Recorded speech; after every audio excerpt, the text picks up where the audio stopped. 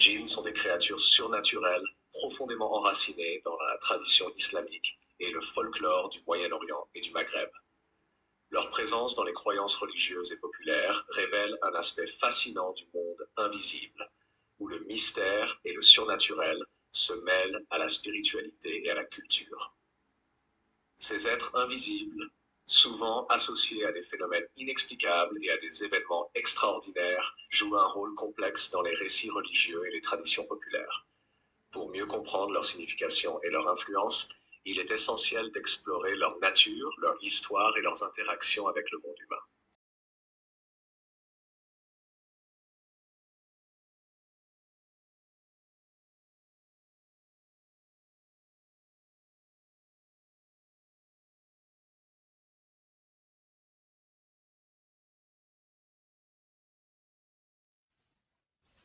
Les djinns sont des êtres terrestres, vivant parallèlement aux humains.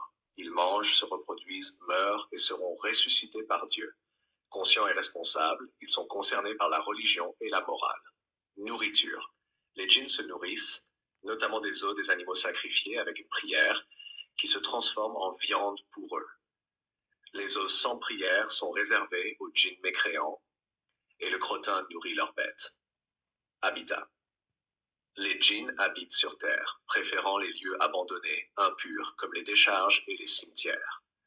Pour se protéger, il est recommandé de réciter des prières en entrant dans ces lieux. Croyances parmi les djinns, certains sont musulmans, d'autres mécréants. Les croyants se distinguent par différents niveaux de piété, tandis que les injustes seront condamnés en enfer.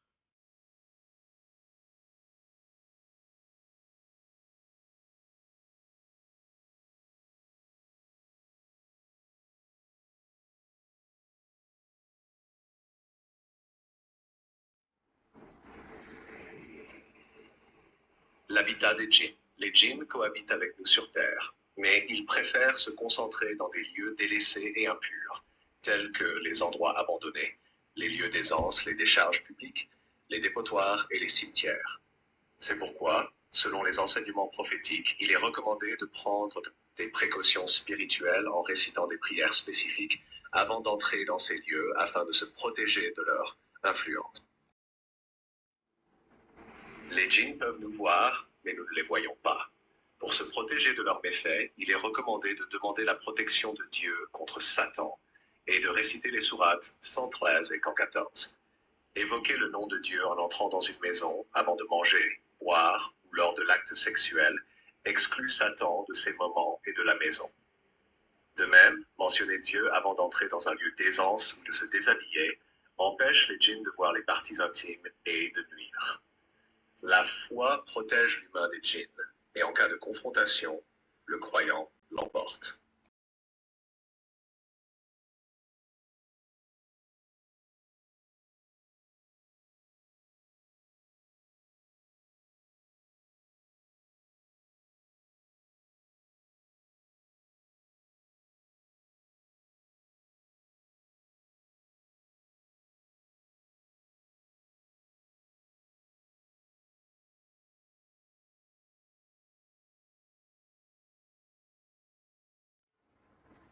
Les djinns sont des créatures surnaturelles, profondément enracinées dans la tradition islamique et le folklore du Moyen-Orient et du Maghreb.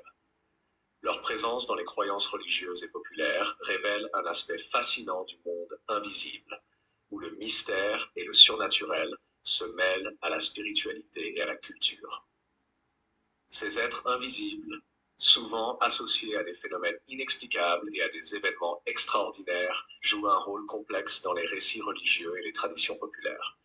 Pour mieux comprendre leur signification et leur influence, il est essentiel d'explorer leur nature, leur histoire et leurs interactions avec le monde humain.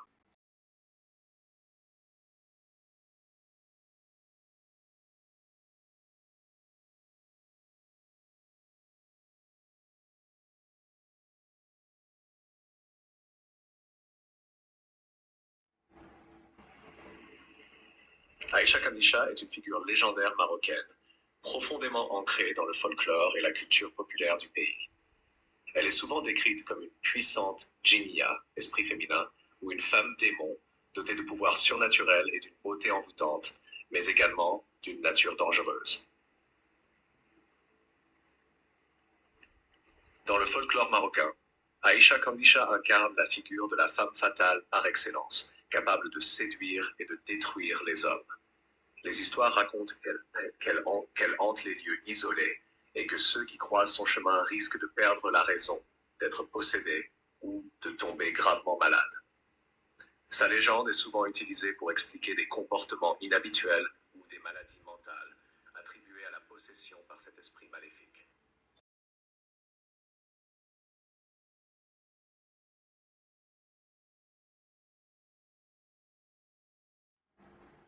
Un possédé est une personne qui, après une vie normale, commence à agir de manière étrange. Errance nocturne, mutisme, traces sur le corps, propos incohérents ou interaction avec des entités invisibles.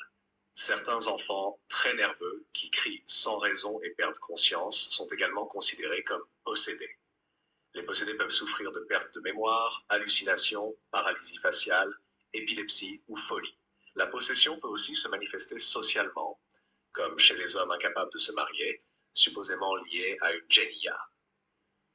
Les femmes, souvent fatiguées, consultent des voyantes qui identifient le djinn responsable et sa couleur préférée.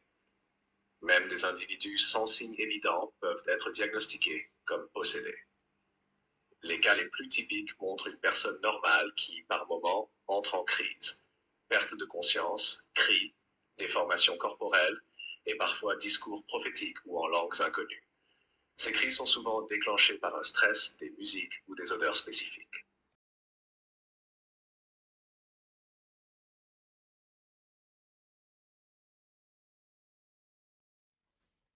Le teslim est une demande récurrente des soirées de trance des confréries marocaines, comme les Gnawa et les Issawa.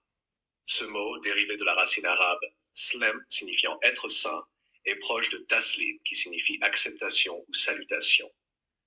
Le teslim demande aux participants de reconnaître les djinns et de leur montrer respect pour éviter leur colère. La soirée commence par une révérence du maître de cérémonie, affirmant « Nous vous demandons la paix. Nous ne vous faisons pas de mal, ne nous en faites pas. » Tous les présents demandent le teslim, non seulement pour éviter le mal, mais aussi pour profiter de la baraka des djinns pour guérir ou exaucer un vœu.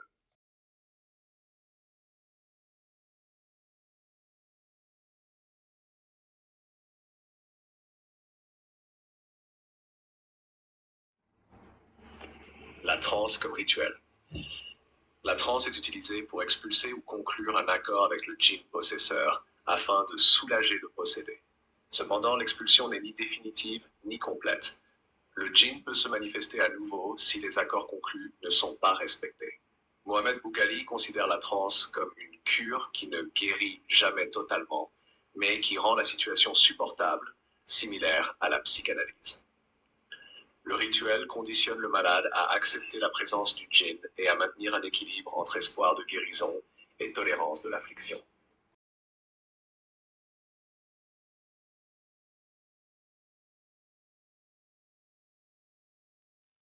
Il peut sembler paradoxal de faire appel aux djinns malgré la peur qu'ils inspirent. Cependant, la transe n'est pas un exorcisme, mais une négociation pour une cohabitation pacifique. Le djinn du chef des musiciens communique avec celui du possédé pour établir une entente. La transe devient un espace de paix où humains et djinns peuvent interagir tant que les humains respectent les djinns et les possédés. Se moquer d'un possédé brise ce pacte et peut entraîner la possession de celui qui se moque. Contrairement à un exorcisme, la transe rend hommage au djinn et ne cherche qu'à obtenir un retrait partiel de sa présence.